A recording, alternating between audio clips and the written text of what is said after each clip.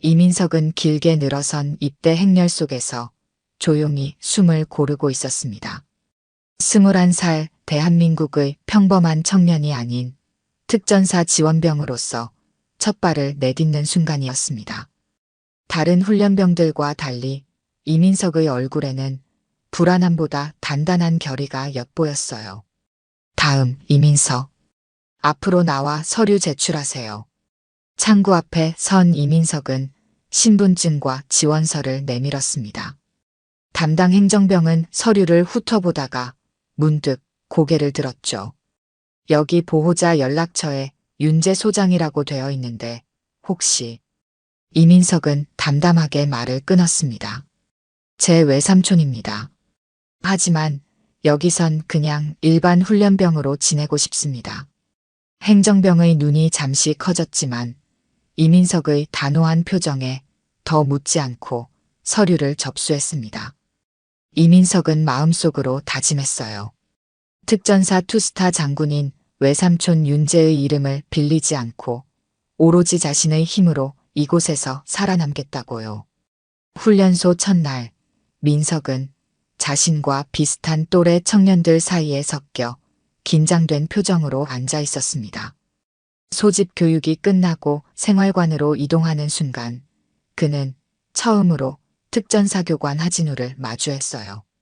너희들은 이제부터 민간인이 아니라 대한민국 특전사의 일원이 될 준비를 하는 훈련병이다. 여기서 살아남는 자만이 진정한 특전사가 될 수 있어. 알겠나? 하진우 교관의 눈빛은 날카로웠고 목소리는 훈련장 전체를 울렸습니다.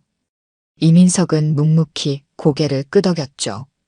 그때까지만 해도 이민석은 몰랐습니다. 자신이 앞으로 겪게 될 고통의 크기를요. 첫 주는 그럭저럭 견딜만 했습니다.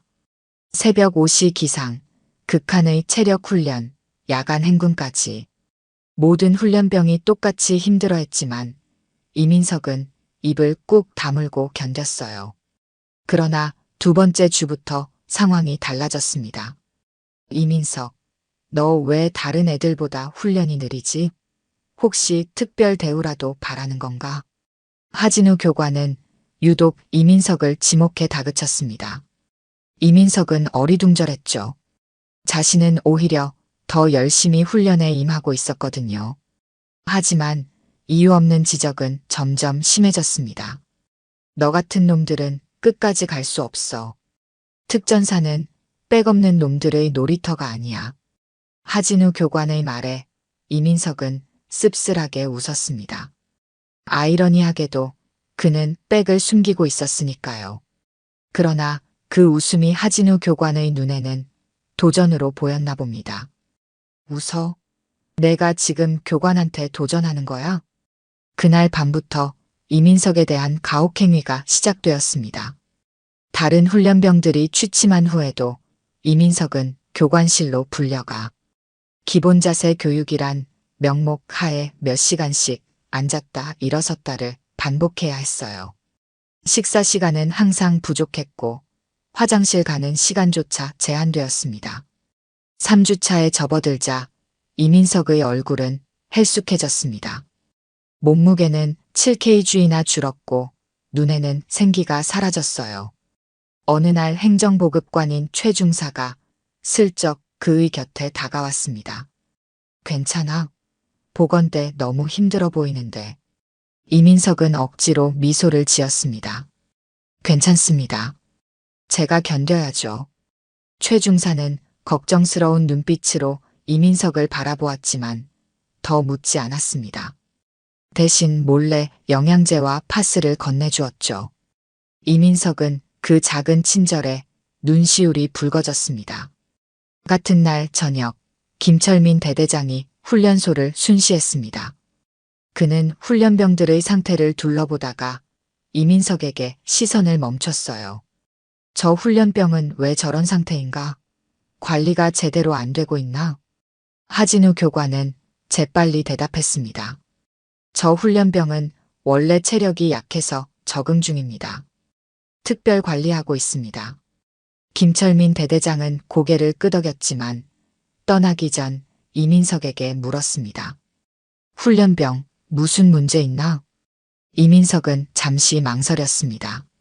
진실을 말할까 아니면 계속 참을까? 그의 머릿속에는 외삼촌 윤재의 얼굴이 스쳐 지나갔지만 결국 그는 고개를 저었습니다. 아닙니다. 제가 노력이 부족했습니다. 그날 밤 이민석은 생활관 화장실에서 홀로 눈물을 삼켰습니다. 그리고 자신에게 다짐했어요. 조금만 더 견디자. 내가 여기 있는 이유를 잊지 말자. 하지만 이민석의 몸은 이미 한계에 다다르고 있었습니다.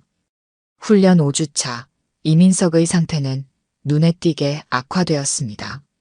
밤새 반복된 기압과 폭언으로 그의 몸은 이미 한계를 넘어서고 있었어요. 아침 집합 시간 모든 훈련병이 운동장에 정렬했지만 이민석의 다리는 자꾸만 휘청거렸습니다. 이민석, 또 딴 생각하는 거야? 뭐가 그렇게 중요해서 정신을 못 차리는 건데. 하진우 교관의 고함에 이민석은 억지로 고개를 들었습니다. 시야가 흐려지고 귀에서는 이명이 울렸어요. 인사를 하려던 순간 이민석의 몸이 앞으로 쓰러졌습니다. 야, 이민석. 일어나.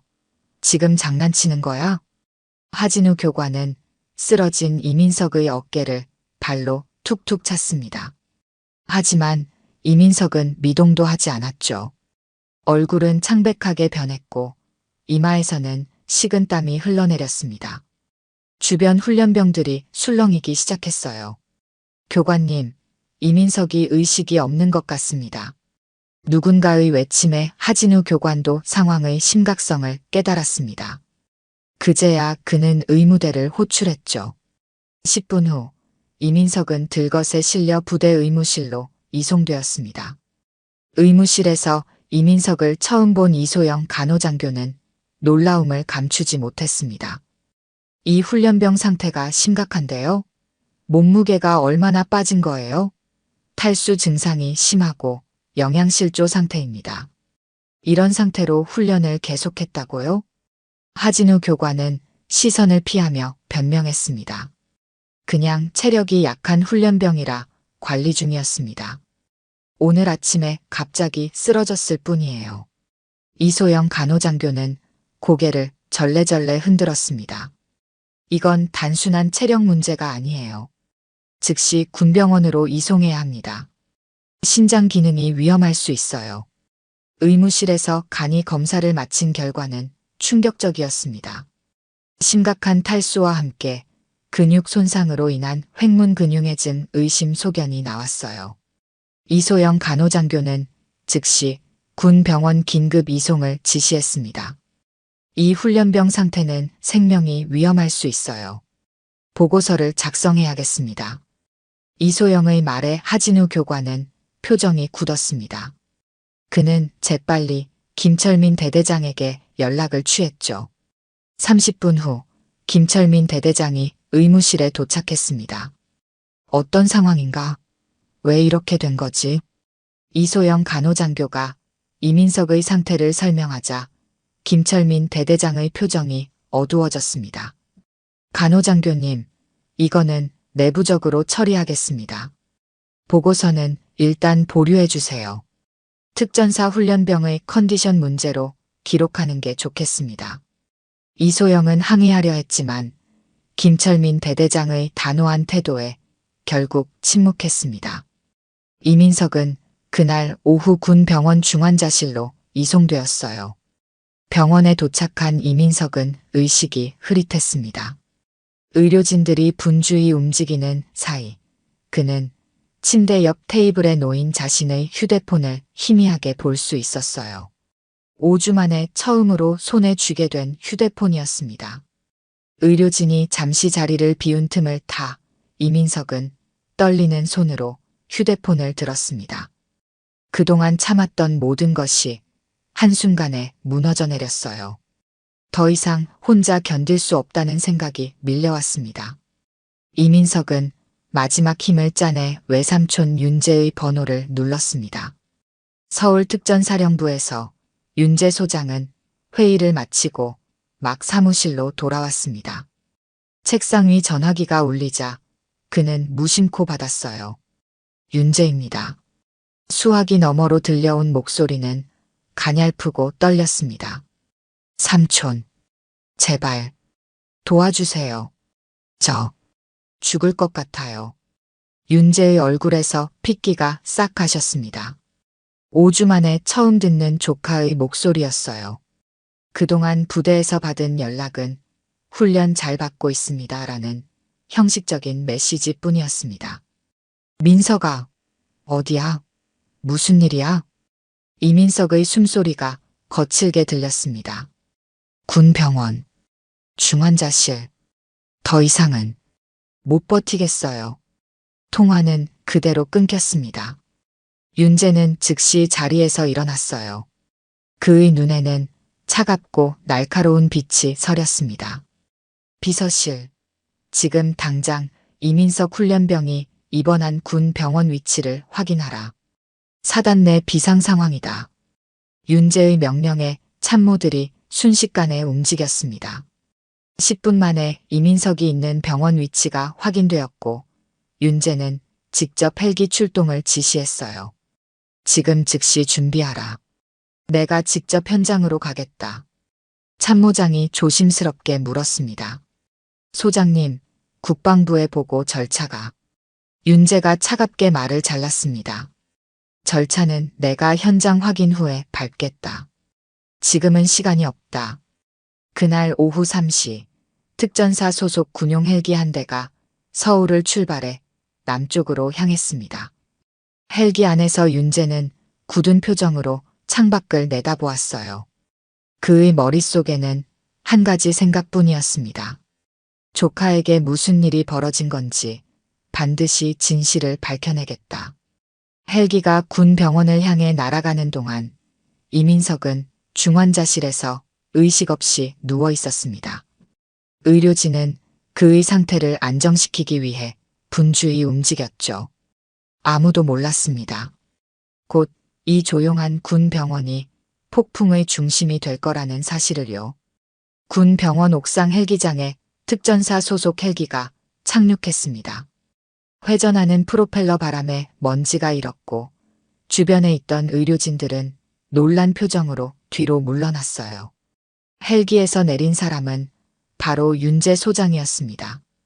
특전사 사령부 소속 투스타 장군의 갑작스러운 등장에 병원은 순식간에 긴장감이 감돌았죠.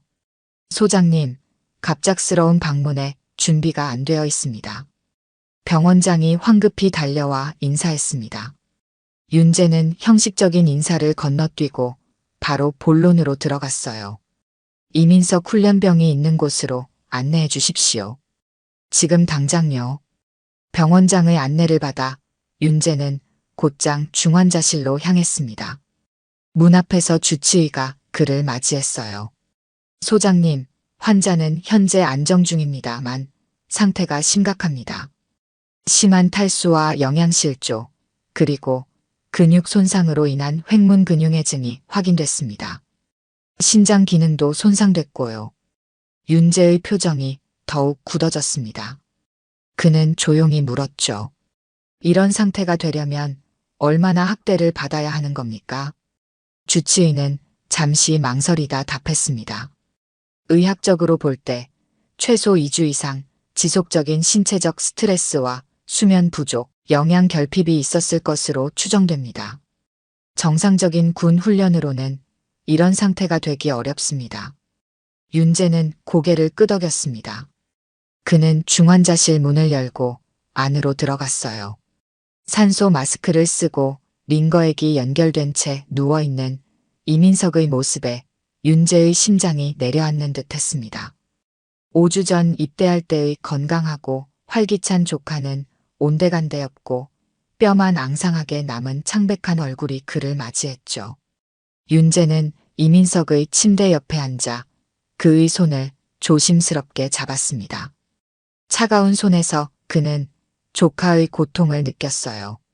5분간 묵묵히 앉아있던 윤재는 마침내 일어나 중환자실을 나왔습니다.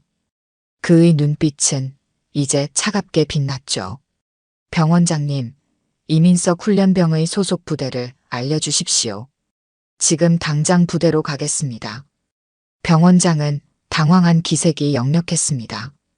소장님, 공식적인 절차를 밟으시는 게 어떨까요? 국방부에 보고하시고. 윤재가 단호하게 말을 끊었습니다. 제 조카가 죽음의 문턱에 있습니다. 절차는 나중에 밟겠습니다. 부대 위치를 지금 당장 알려주십시오. 병원장은 더 이상 항변하지 못하고 이민석의 소속 부대 정보를 제공했습니다. 윤재는 즉시 참모들에게 지시했어요. 부대로 즉시 이동한다. 사전 통보 없이 진행하겠다. 30분 후 윤재의 헬기는 이민석이 소속된 특전사 예하 부대 상공에 도착했습니다. 갑작스러운 헬기 소리에 부대원들은 놀라 밖으로 나왔죠. 헬기에서 내리는 윤재의 모습을 본 초병들은 경례를 붙였습니다. 소장님, 갑작스러운 방문이십니다. 대대장님께서는 외부 회의 중이십니다. 윤재는 대답하지 않고 곧장 부대 본부로 향했습니다. 그의 발걸음은 묵직했고 눈빛은 날카로웠어요. 본부에 도착하자 부대원들이 황급히 경례를 붙였죠. 소장님 오신다는 연락을 못 받았습니다. 윤재는 차가운 목소리로 말했습니다. 연락하지 않았다. 지금 당장 이민석 훈련병의 담당 교관을 불러라. 10분 후 하진우 교관이 긴장된 표정으로 본부에 도착했습니다. 그는 윤재 소장 앞에서 경례를 붙였어요. 교관 하진우입니다, 소장님. 윤재는 하진우를 뚫어지게 쳐다보았습니다. 이민석 훈련병에게 무슨 일이 있었는지 설명하라. 하진우는 잠시 당황한 기색을 보이다가 곧 태도를 가다듬었습니다. 훈련병 이민석은 체력이 약해서 적응에 어려움을 겪었습니다. 특별 관리 중이었지만 오늘 아침에 갑자기 쓰러졌습니다. 윤재의 목소리가 더욱 낮아졌습니다. 특별 관리라. 그 특별 관리 덕분에 내 조카가 지금 죽음의 문턱에 서 있다. 하진우의 얼굴이 창백해졌습니다. 그는 방금 윤재가 한 말을 제대로 이해하지 못한 듯 했어요. 조카라고 하셨습니까? 윤재는 천천히 고개를 끄덕였습니다. 이민석은 내 조카다. 하지만 그건 중요하지 않아. 중요한 것은 한 병사가 비정상적인 학대를 받았다는 사실이지. 하진우의 얼굴에서 핏기가 싹 가셨습니다. 그는 말을 더듬으며 변명을 시작했지만 윤재는 그의 말을 무시하고 다음 지시를 내렸어요. 지금 당장 이민석 훈련병의 생활관과 훈련 기록, 담당 교관들의 명단을 가져오라. 그리고 부대 CCTV 영상도 확보하라. 윤재의 참모진은 즉시 움직이기 시작했습니다. 그들은 윤재의 지시에 따라 부대 내 자료와 영상을 수집하기 시작했죠. 하진우 교관은 그 자리에서 꼼짝하지 못했습니다. 군사경찰대를 호출하라. 이거는 공식 수사가 필요하다. 윤재의 지시에 참모진이 즉시 연락을 취했습니다. 30분 후 군사경찰팀이 부대에 도착했어요. 윤재는 군사경찰 책임자에게 상황을 간략히 설명했습니다. 특전사 훈련병에 대한 가혹행위 의혹이 있다.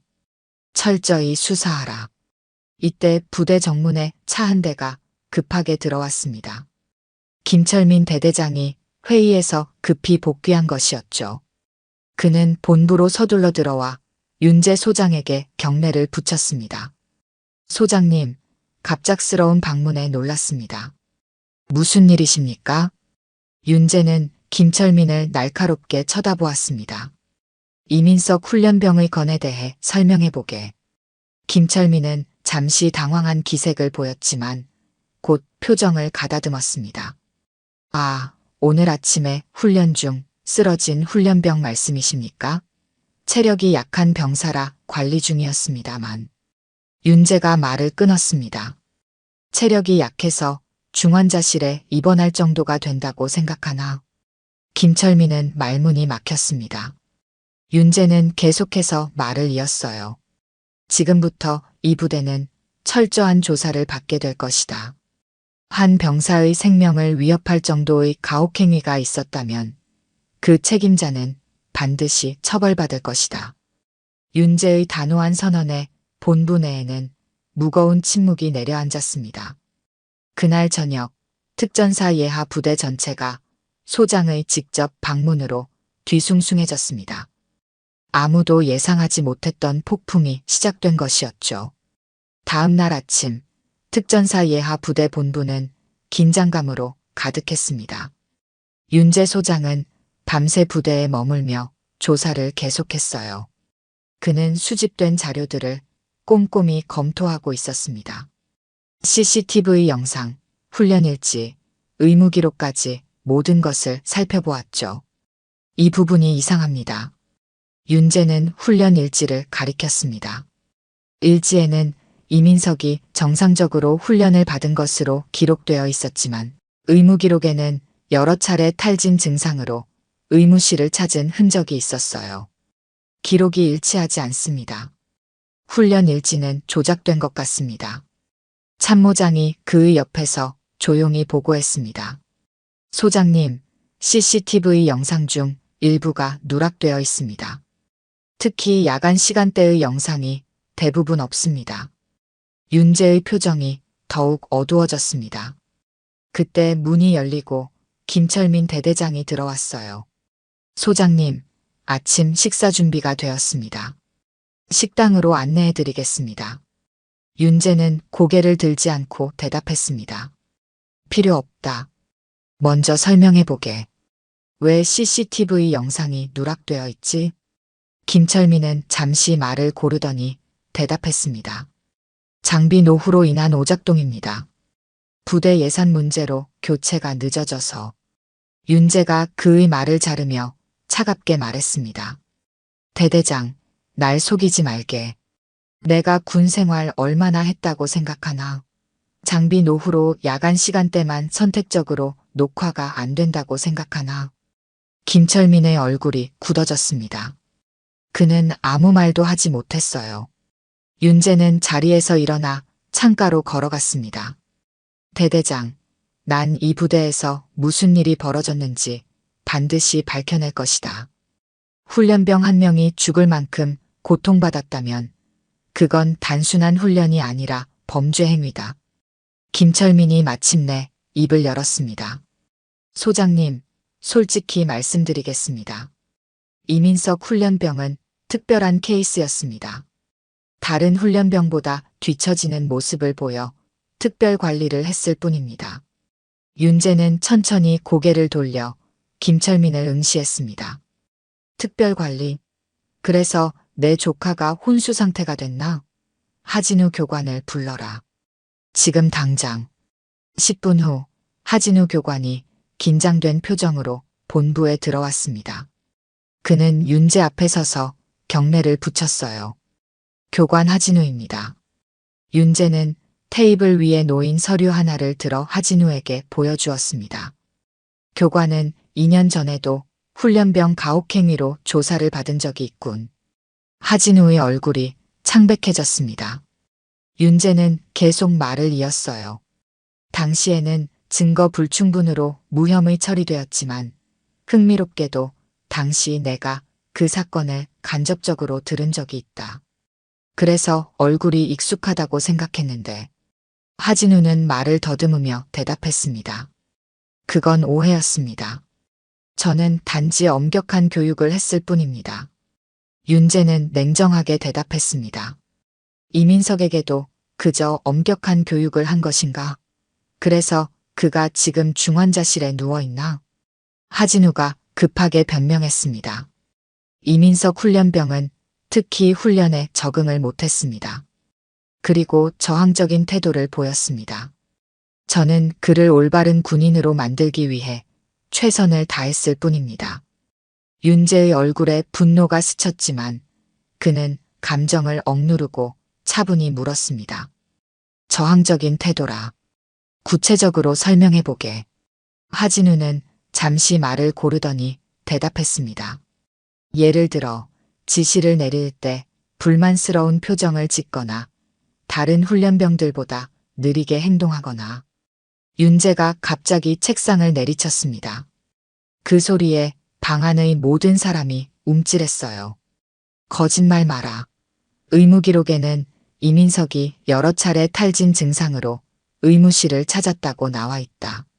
정상적인 훈련으로 그런 상태가 될 수 있나? 하진우는 입을 다물었습니다. 윤재는 이번에는 김철민을 향해 말했습니다. 대대장은 알고 있었나? 부하 교관이 훈련병을 학대하고 있다는 사실을. 김철민은 잠시 망설이다가 대답했습니다. 저는 단지 훈련이 엄격하게 진행된다고만 알고 있었습니다. 가혹행위가 있었다면 그건 몰랐습니다. 윤재는 고개를 저었습니다. 대대장의 책임이다. 모르고 있었다면 그것도 큰 문제고 알고도 방관했다면 더 큰 문제다. 이때 군사경찰팀장이 들어와 보고했습니다. 소장님, 병사들 면담을 시작했습니다. 몇몇 병사들이 증언을 하려고 합니다. 윤재는 고개를 끄덕였습니다. 좋다. 이 자리에서 직접 듣겠다. 10분 후 이민석과 같은 생활관을 쓰던 훈련병 3명이 본부로 들어왔습니다. 그들은 긴장한 표정으로 윤재 앞에 섰어요. 편하게 말해도 좋다. 너희에게 어떤 불이익도 가지 않을 것을 약속한다. 윤재의 차분한 말에 한 훈련병이 용기를 내어 말했습니다. 이민석은 항상 표적이 되었습니다. 특히 하진우 교관이 유독 그를 괴롭혔어요. 또 다른 훈련병이 이어서 말했습니다. 밤에 다른 사람들이 자는 동안에도 이민석만 따로 불러내서 기합을 주고 화장실 청소를 시키고 때로는 식사도 제대로 못하게 했습니다. 3번째 훈련병이 덧붙였습니다. 이민석이 쓰러지기 전날 밤에도 새벽 3시까지 교관실에서 특별 교육을 받았습니다. 윤재의 표정이 점점 어두워졌습니다. 그는 훈련병들에게 고개를 끄덕이며 말했습니다. 용기 내어 증언해줘서 고맙다. 정식으로 진술서를 작성해 주길 바란다. 훈련병들이 물러간 후 윤재는 하진우와 김철민을 향해 말했습니다. 들었지? 이제 어떻게 설명할 건가? 하진우가 갑자기 태도를 바꾸었습니다. 소장님, 솔직히 말씀드리겠습니다. 이민석 훈련병은 중령 외삼촌이 있다며 특별 대우를 받았습니다. 저는 그런 태도를 바로 잡아주려 했을 뿐입니다. 윤재의 눈이 차갑게 빛났습니다. 뭐라고? 이민석이 내 조카라는 사실을 언급했다고? 김철민이 급히 끼어들었습니다. 네, 소장님. 이민석 훈련병은 입대 당시부터 특전사에 자신의 외삼촌이 있다며 특별 대우를 받았습니다. 윤재는 한동안 말이 없었습니다. 그의 머릿속에 여러 생각이 스쳐 지나갔어요. 이민석은 자신이 알기론 절대 그런 아이가 아니었습니다. 오히려 그 반대였죠. 항상 자신의 힘으로 이겨내려 했던 아이였습니다. 증거를 보여주게. 김철민과 하진우는 서로 눈치를 보았습니다. 그들은 아무런 증거도 제시하지 못했어요. 윤재는 그제야 상황을 완전히 이해했습니다. 거짓말이군. 이민석은 내가 누군지 절대 밝히지 않았을 거다. 그리고 그게 바로 너희가 그를 표적으로 삼은 이유지. 백없는 훈련병이라고 생각했으니까. 김철민과 하진우의 표정이 굳어졌습니다. 윤재는 차갑게 말을 이었어요. 이제 모든 것이 명확해졌다. 군사경찰에 모든 증거를 넘기겠다. 가혹행위와 증거인멸, 그리고 거짓 진술까지. 너희는 군인으로서의 자격이 없다. 윤재의 단호한 선언에 본부 내에는 무거운 침묵이 내려앉았습니다. 그때 문이 열리고 행정보급관인 최 중사가 조심스럽게 들어왔어요. 소장님, 잠시 말씀드려도 될까요? 윤재는 고개를 끄덕였습니다. 최 중사는 긴장된 표정으로 말을 이었죠. 사실 이민석 훈련병에 관해 더 말씀드릴 것이 있습니다. 윤재는 최 중사를 주목하며 자리를 권했습니다. 방 안의 긴장감이 최고조에 달한 순간이었어요. 말해보게, 최 중사. 최 중사는 김철민 대대장과 하진우 교관을 힐끗 보더니 결심한 듯 말을 시작했습니다. 소장님, 이민석 훈련병은 입대 당시부터 단 한 번도 자신의 외삼촌이 특전사 소장이라는 말을 하지 않았습니다. 오히려 그 반대였습니다. 윤재의 눈이 빛났습니다. 그는 최 중사가 계속 말하도록 고개를 끄덕였어요. 제가 행정보급관으로서 입대 서류를 처리했습니다. 보호자 연락처에 소장님의 이름이 있어서 한 번 물어봤습니다. 혹시 윤재 소장님과 관계가 있냐고요. 그때 이민석 훈련병은 그냥 평범한 친척일 뿐이라며 얼버무렸습니다. 윤재는 조용히 듣고 있었습니다. 최 중사는 말을 이었어요. 이민석 훈련병은 오히려 그 사실을 숨기려 했습니다. 누구보다 열심히 훈련받았고 다른 훈련병들을 도와주기도 했죠. 하지만 하진우 교관이 그를 표적으로 삼기 시작했습니다. 하진우가 갑자기 끼어들었습니다. 그건 거짓말입니다. 최 중사는 이민석과 친했기 때문에 편들고 있는 것뿐입니다.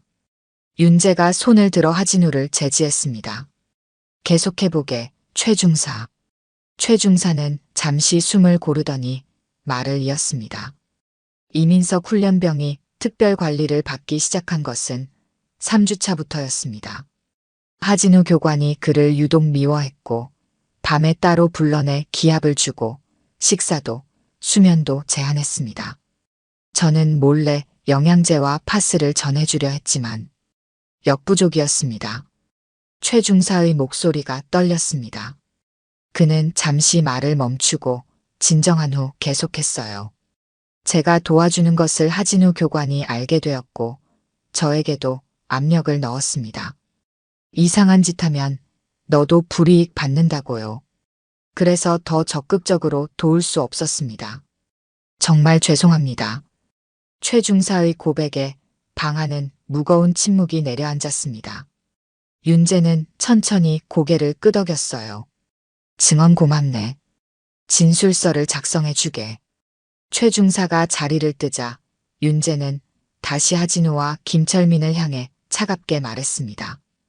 이제 말할 것이 있나? 김철민이 먼저 입을 열었습니다.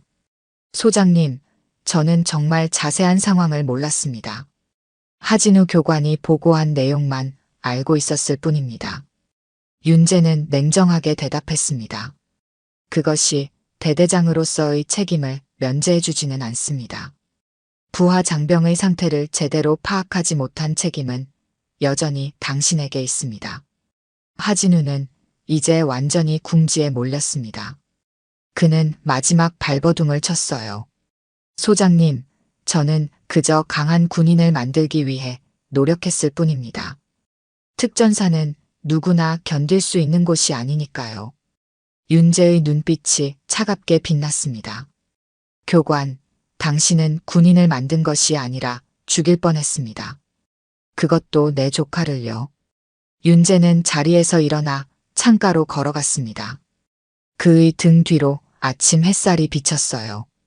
그는 잠시 생각에 잠겼다가 다시 입을 열었습니다. 나는 군인으로서 40년 가까이 살아왔습니다. 그 과정에서 많은 것을 보았죠. 강한 군대가 필요하다는 것은 나도 압니다.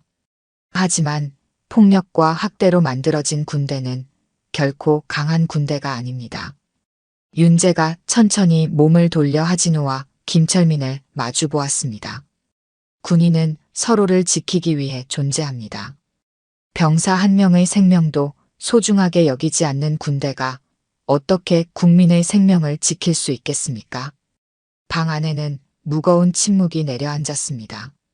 윤재의 말은 모두의 마음에 깊이 새겨졌어요. 그때 문이 열리고 군사경찰팀장이 들어왔습니다. 소장님, 의무대 간호장교가 면담을 요청했습니다. 윤재는 고개를 끄덕였습니다. 들어오게 하십시오. 이소영 간호장교가 긴장된 표정으로 본부에 들어왔습니다. 그녀는 윤재 앞에 서서 경례를 붙였어요. 간호장교 이소영입니다. 소장님. 윤재는 친절하게 자리를 권했습니다. 앉으세요. 무슨 말씀을 하고 싶으신가요? 이소영은 잠시 망설이다가 결심한 듯 말했습니다. 소장님, 이민석 훈련병의 건강 상태에 대해 증언하고 싶습니다. 그는 5주 동안 총 4번 의무실을 찾았습니다. 매번 탈진 증상과 영양 결핍 징후를 보였습니다. 윤재는 조용히 듣고 있었습니다. 이소영은 긴장된 표정으로 말을 이었어요. 마지막으로 의무실에 왔을 때 저는 그의 상태가 심각하다고 판단하고 상부에 보고했습니다. 하지만 김철민 대대장이 훈련병의 컨디션 문제로 기록하라고 지시했습니다. 김철민의 얼굴이 창백해졌습니다. 이소영은 계속 말을 이었어요. 소장님, 제가 본 이민석 훈련병의 상태는 단순한 훈련이 아니라 학대의 결과였습니다. 그는 심각한 탈수 상태였고 영양실조 징후가 뚜렷했으며 수면 부족으로 인한 인지 기능 저하까지 보였습니다. 윤재는 고개를 끄덕였습니다. 용기 내어 증언해 주셔서 감사합니다. 진술서를 작성해 주시겠습니까? 이소영은 고개를 끄덕였습니다. 그녀가 방을 나가자 윤재는 다시 김철민을 향해 말했습니다. 대대장, 의료진의 보고를 무시했다는 건가요? 김철민은 변명할 말을 찾지 못했습니다. 윤재는 냉정하게 말을 이었어요. 증거는 이제 충분합니다. 하진우 교관은 가혹행위 혐의로, 김철민 대대장은 직무유기와 증거인멸 혐의로 군사경찰에 인계하겠습니다. 이때 갑자기 밖에서 소란이 일었습니다. 윤재의 참모장이 급히 들어와 보고했어요. 소장님, 기자들이 부대 앞에 모여 있습니다. 누군가 정보를 유출한 것 같습니다. 윤재는 잠시 생각하더니 말했습니다. 괜찮습니다. 언론의 관심은 오히려 이 사건이 제대로 처리되는데 도움이 될 것입니다. 참모장이 조심스럽게 말을 이었습니다. 하지만 소장님, 언론에서는 투스타 장군이 조카를 위해 군대를 뒤흔들었다는 식으로 보도하고 있습니다. 윤재는 잠시 생각에 잠겼습니다. 그는 예상했던 일이었습니다. 사적인 감정으로 공적 권한을 남용했다는 비판이 나올 것을요. 하지만 윤재는 흔들리지 않았습니다. 내 행동은 조카만을 위한 것이 아닙니다. 이런 가혹행위가 있는 한 어떤 훈련병이라도 같은 일을 당할 수 있습니다. 이것은 한 병사의 문제가 아니라 우리 군대 시스템의 문제입니다. 윤재는 자리에서 일어났습니다. 언론과의 면담을 준비하세요. 군인으로서 그리고 한 사람의 시민으로서 진실을 밝힐 의무가 있습니다. 그날 오후 특전사령부 소속 윤재 소장은 언론 앞에 섰습니다. 그의 표정은 단호했고 목소리는 힘이 있었어요. 저는 오늘 군인으로서 그리고 한 사람의 삼촌으로서 여러분 앞에 섰습니다. 제 조카가 가혹행위로 중환자실에 있다는 사실을 알게 되었고 즉각적인 조치를 취했습니다. 윤재의 발언은 전국에 생중계되었습니다. 그의 다음 말이 모든 것을 바꿔놓을 것이었죠. 하지만 이것은 단지 제 조카의 문제가 아닙니다. 우리 군대 내에서 용납할 수 없는 가혹행위가 있었다는 사실, 그리고 이를 은폐하려는 시도가 있었다는 사실입니다. 이러한 문제는 반드시 바로잡아야 합니다. 윤재의 절제된 분노와 명확한 메시지는 많은 사람들의 마음을 움직였습니다. 그의 발언이 끝난 후 기자들의 질문이 쏟아졌어요. 소장님, 공적 권한을 사적으로 이용한 것 아닙니까? 윤재는 차분하게 대답했습니다. 만약 제 조카가 아닌 다른 훈련병이었어도 똑같이 행동했을 것입니다. 군인의 생명을 위협하는 어떠한 행위도 용납할 수 없습니다. 그의 단호한 대답에 기자들은 더 많은 질문을 쏟아냈지만 윤재는 더 이상의 코멘트 없이 자리를 떠났습니다. 그날 저녁 이 뉴스는 전국적으로 퍼져나갔고 대한민국은 또 다른 군대 가혹행위 사건에 주목하기 시작했습니다. 다음 날 전국 언론은 투스타 장군, 조카 위에 군대 뒤흔들어라는 제목으로 사건을 보도했습니다. 처음에는 윤재의 행동을 사적 권한 남용으로 비판하는 목소리가 높았어요. 국방부 회의에 참석한 윤재는 단호했습니다. 장관님, 제 조카가 가혹행위로 중환자실에 있다는 사실을 알게 되었고 즉각 조치했습니다. 공식 절차를 따랐다면 증거는 이미 인멸되었을 것입니다. 국방부 장관은 윤재에게 감사실 조사와 일시적 보직 정지를 통보했습니다. 윤재는 이를 받아들였지만 진실을 끝까지 밝히겠다는 의지는 변함없었어요. 병원에 도착한 윤재는 뜻밖의 상황을 맞이했습니다. 군 복무 중 사망하거나 피해를 입은 병사들의 가족들이 그를 기다리고 있었어요. 저는 지난해 특전사 훈련 중 사망한 정현우 훈련병의 어머니입니다. 부대에서는 개인 부주의로 인한 사고라고만 했지만 항상 의심이 있었어요. 더 많은 가족들이 비슷한 이야기를 들려주었습니다. 그들은 윤재에게 지지를 표했어요. 소장님, 언론은 당신을 비판하지만 저희는 당신을 지지합니다. 드디어 진실을 밝혀줄 사람이 나타났다고 생각합니다. 이 장면은 우연히 한 기자에 의해 촬영되었고 SNS를 통해 빠르게 퍼져나갔습니다. 여론은 급격히 바뀌기 시작했어요. 투스타 장군의 행동은 단순히 조카를 위한 것이 아니었다. 군 내부 가혹행위. 이번엔 진짜 바뀔까? 피해자 가족들이 윤재 소장 지지 선언. 트위터에는 해시태그 정의로운 사단장 해시태그가 트렌드에 올랐고 시민들의 지지 댓글이 쏟아졌습니다. 국방부도 상황을 주시하기 시작했어요. 그날 저녁 국방부 장관은 긴급 기자회견을 열었습니다. 이번 사건의 심각성을 인지하고 특별조사단을 구성해 철저히 조사하겠습니다.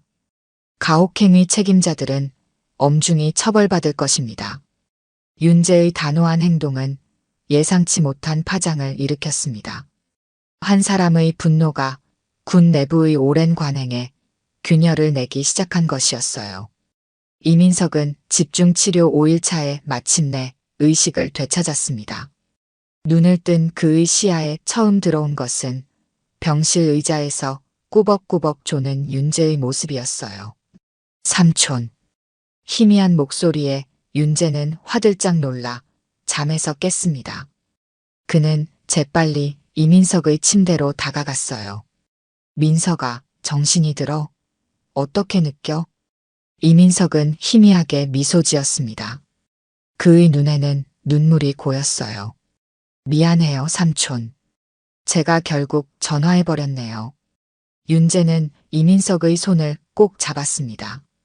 미안해할 것 없어. 내가 용기 내서 전화한 덕분에 더 큰 비극을 막을 수 있었어. 이민석은 천천히 고개를 돌려 병실 창밖을 바라보았습니다. 그의 표정에는 여전히 부끄러움이 남아 있었어요. 저는 그냥 제 힘으로 해내고 싶었어요. 삼촌 이름 안 밝히고. 윤재는 이민석의 말에 고개를 끄덕였습니다. 내 마음 이해해. 하지만 그건 내 잘못이 아니야. 어떤 훈련병도 그런 대우를 받아서는 안 되는 거야.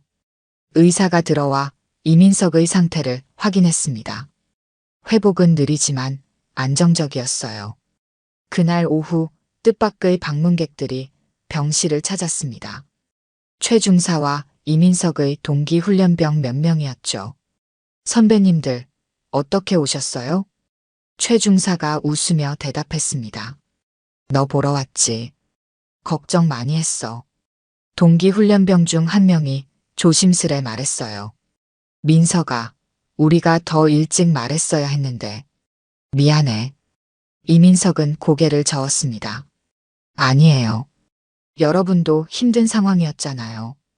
방문객들이 떠난 후 윤재는 이민석에게 부대에서 밝혀진 사실들을 조심스럽게 알려주었습니다. 하진우 교관과 김철민 대대장이 구속되었고 특별조사단이 꾸려져 가혹행위의 전모를 밝히고 있다는 내용이었어요. 내 용기 덕분에 많은 것이 바뀌고 있어, 민서가. 이민석은 잠시 생각에 잠겼다가 물었습니다. 삼촌은 괜찮으세요? 제가 듣기로는 보직에서. 윤재는 손을 저었습니다. 그건 걱정하지 마. 중요한 건 내가 건강하게 회복하는 거야. 그날 밤 윤재는 병원 복도에서 이소영 간호장교를 만났습니다. 그녀는 이제 군 본부 의무감실로 발령받게 되었다고 했어요. 소장님 덕분에 많은 것이 바뀌고 있습니다. 병사들의 인권을 위한 새로운 시스템이 도입된다고 해요. 윤재는 미소를 지었습니다. 당신과 같은 용기 있는 분들 덕분입니다. 병원 밖에서는 여전히 언론의 관심이 뜨거웠지만 이제는 군 내 가혹행위 근절을 위한 움직임에 초점이 맞춰졌습니다. 윤재의 행동이 군 전체의 변화를 이끌어내고 있었어요. 일주일 후 이민석은 퇴원했습니다. 그는 아직 완전히 회복되지 않았지만 휴가를 받아 집에서 요양하게 되었어요. 윤재는 조카를 자신의 집으로 데려왔습니다. 민서가, 내가 견뎌낸 덕분에 많은 병사들이 고통에서 벗어날 수 있게 됐어. 넌 진정한 전사야. 이민석은 미소를 지었습니다. 그의 눈에는 다시 예전의 맑은 빛이 돌아오고 있었어요. 한 달 후 국방부에서 특별조사 결과 발표 회의가 열렸습니다. 윤재는 보직 정지 상태였지만 특별히 참석 요청을 받았어요. 회의실에는 긴장감이 감돌았습니다. 특별조사 결과 해당 부대에서 지속적이고 조직적인 가혹행위가 있었음이 확인되었습니다. 조사단장의 발표에 회의실 내부가 술렁였습니다. 그는 계속해서 설명했어요. 더 충격적인 사실은 지난 3년간 같은 부대에서 발생한 2건의 사망 사건도 가혹행위와 연관되어 있었다는 점입니다. 당시 개인 부주의로 처리되었지만 실상은 달랐습니다.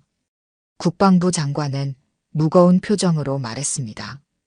이번 일을 계기로 군 내 가혹행위 근절을 위한 특별법을 제정하겠습니다. 또한 피해자와 가족들에게 정부 차원의 사과와 보상이 이루어질 것입니다. 회의가 끝난 후 국방부 장관은 윤재를 따로 불렀습니다. 소장님, 공식적인 절차를 무시한 점은 여전히 문제지만 결과적으로 군 내부의 큰 문제를 드러내는 계기가 되었습니다. 보직 정지는 해제하고 특전사 개혁 태스크포스를 맡아주셨으면 합니다. 윤재는 잠시 생각한 후 고개를 끄덕였습니다.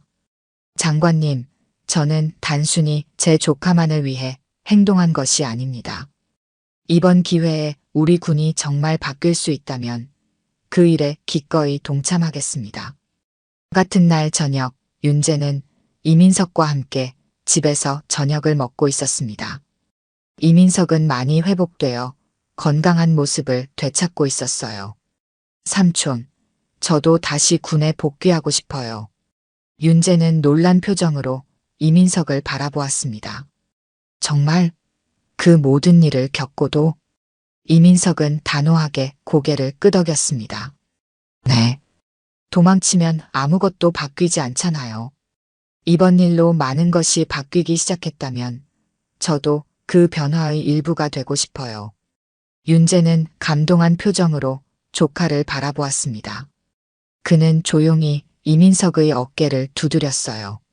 넌 정말 대단한 청년이구나, 민석아. 다음 날 아침, 윤재는 특전사 본부로 향했습니다. 그의 첫 업무는 병영 문화 개선을 위한 태스크포스 회의였어요. 회의실에 들어서자 참석자들이 모두 일어나 경례했습니다. 앉으세요. 오늘부터 우리는 새로운 군대를 만들어 나갈 것입니다. 윤재의 목소리는 단호했고 눈빛은 결연했습니다. 그는 회의 자료를 펼치며 말했어요. 한 사람의 목숨이 위험에 처해 있을 때 우리가 할 수 있는 일은 무엇인가? 그것이 바로 오늘 우리가 논의할 주제입니다. 창밖으로 밝은 햇살이 비치고 있었습니다. 윤재의 마음속에는 이민석의 얼굴이 떠올랐어요. 한 통의 전화로 시작된 모든 일이 이제는 군 전체의 변화로 이어지고 있었습니다. 우리는 더 이상 병사를 버려서는 안 됩니다. 그들은 우리의 미래이자 우리가 지켜야 할 사람들입니다. 윤재의 말에 회의실은 조용히 고개를 끄덕였습니다. 변화는 이미 시작되었고 그 중심에는 조카를 구하기 위해 움직인 한 사람의 용기가 있었습니다. 한 통의 전화, 한 사람의 분노, 그리고 정의의 시작이었습니다.